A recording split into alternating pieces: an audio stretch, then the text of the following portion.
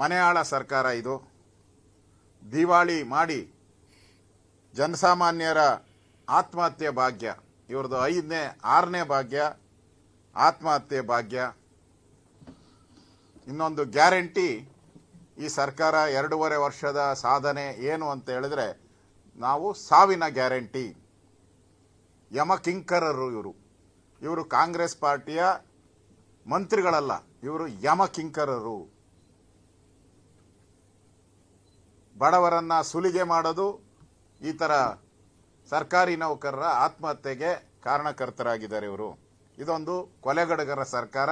ಈ ಸರ್ಕಾರಕ್ಕೆ ಧಿಕ್ಕಾರ ಧಿಕ್ಕಾರ ಧಿಕ್ಕಾರವನ್ನು ನಾನು ಕೂಗ್ತಾ ಇದ್ದೀನಿ.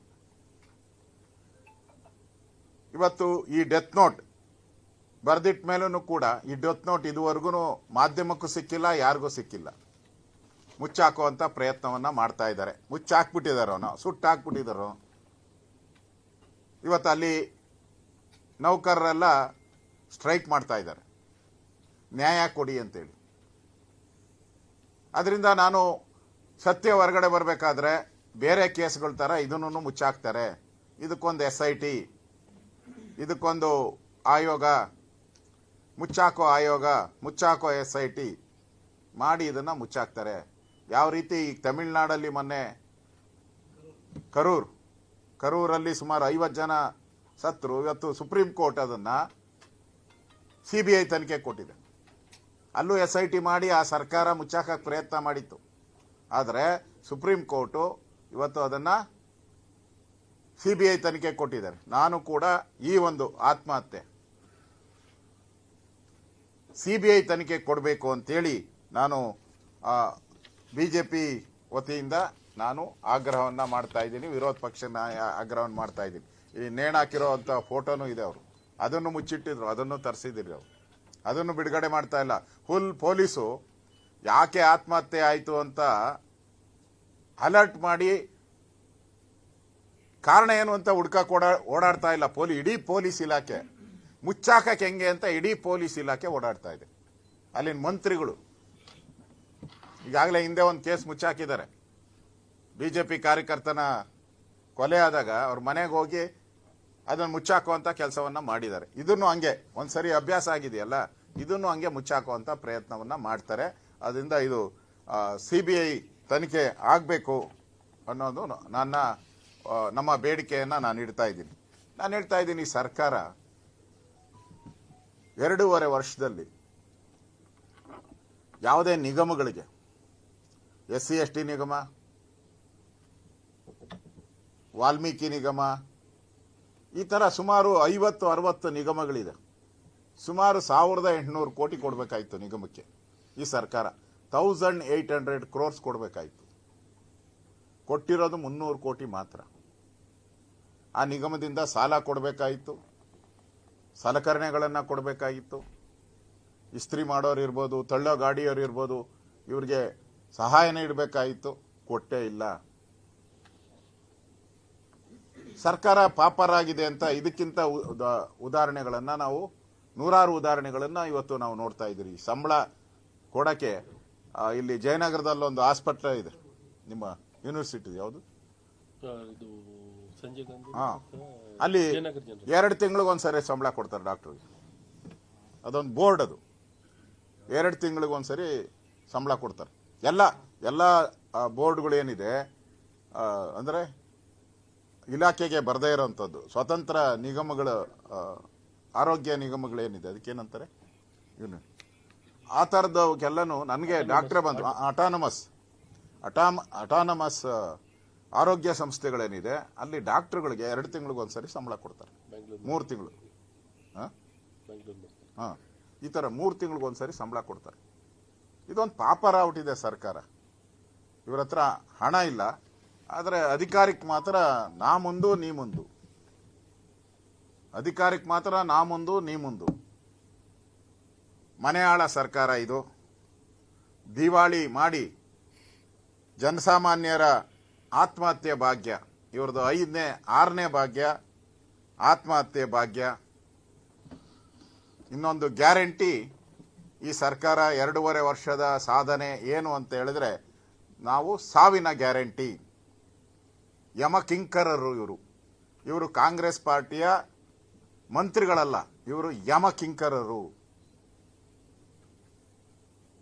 ಬಡವರನ್ನ ಸುಲಿಗೆ ಮಾಡೋದು, ಈ ತರ ಸರ್ಕಾರಿ ನೌಕರರ ಆತ್ಮಹತ್ಯೆಗೆ ಕಾರಣಕರ್ತರಾಗಿದ್ದಾರೆ ಇವರು. ಇದೊಂದು ಕೊಲೆಗಡಗರ ಸರ್ಕಾರ. ಈ ಸರ್ಕಾರಕ್ಕೆ ಧಿಕ್ಕಾರ ಧಿಕ್ಕಾರ ಧಿಕ್ಕಾರವನ್ನ ನಾನು ಕೂಗ್ತಾ ಇದ್ದೀನಿ. ಇವತ್ತು ಈ ಡೆತ್ ನೋಟ್ ಬರ್ದಿಟ್ಟ ಮೇಲೂ ಕೂಡ ಈ ಡೆತ್ ನೋಟ್ ಇದುವರೆಗೂ ಮಾಧ್ಯಮಕ್ಕೂ ಸಿಕ್ಕಿಲ್ಲ, ಯಾರಿಗೂ ಸಿಕ್ಕಿಲ್ಲ. ಮುಚ್ಚಾಕುವಂತ ಪ್ರಯತ್ನವನ್ನ ಮಾಡ್ತಾ ಇದ್ದಾರೆ. ಮುಚ್ಚಾಕ್ಬಿಟ್ಟಿದಾರೋ, ಸುಟ್ಟಾಕ್ಬಿಟ್ಟಿದಾರೋ. ಇವತ್ತು ಅಲ್ಲಿ ನೌಕರರೆಲ್ಲ ಸ್ಟ್ರೈಕ್ ಮಾಡ್ತಾ ಇದ್ದಾರೆ, ನ್ಯಾಯ ಕೊಡಿ ಅಂತೇಳಿ. ಅದರಿಂದ ನಾನು ಸತ್ಯ ಹೊರಗಡೆ ಬರಬೇಕಾದ್ರೆ ಬೇರೆ ಕೇಸ್ಗಳ ಥರ ಇದನ್ನು ಮುಚ್ಚಾಕ್ತಾರೆ. ಇದಕ್ಕೊಂದು SIT, ಇದಕ್ಕೊಂದು ಆಯೋಗ, ಮುಚ್ಚಾಕೋ ಆಯೋಗ, ಮುಚ್ಚಾಕೋ SIT ಮಾಡಿ ಇದನ್ನ ಮುಚ್ಚಾಕ್ತಾರೆ. ಯಾವ ರೀತಿ ಈಗ ತಮಿಳುನಾಡಲ್ಲಿ ಮೊನ್ನೆ ಕರೂರಲ್ಲಿ ಸುಮಾರು 50 ಜನ ಸತ್ರು. ಇವತ್ತು ಸುಪ್ರೀಂ ಕೋರ್ಟ್ ಅದನ್ನ CBI ತನಿಖೆ ಕೊಟ್ಟಿದೆ. ಅಲ್ಲೂ SIT ಮಾಡಿ ಆ ಸರ್ಕಾರ ಮುಚ್ಚಾಕಕ್ಕೆ ಪ್ರಯತ್ನ ಮಾಡಿತ್ತು. ಆದರೆ ಸುಪ್ರೀಂ ಕೋರ್ಟು ಇವತ್ತು ಅದನ್ನ CBI ತನಿಖೆ ಕೊಟ್ಟಿದ್ದಾರೆ. ನಾನು ಕೂಡ ಈ ಒಂದು ಆತ್ಮಹತ್ಯೆ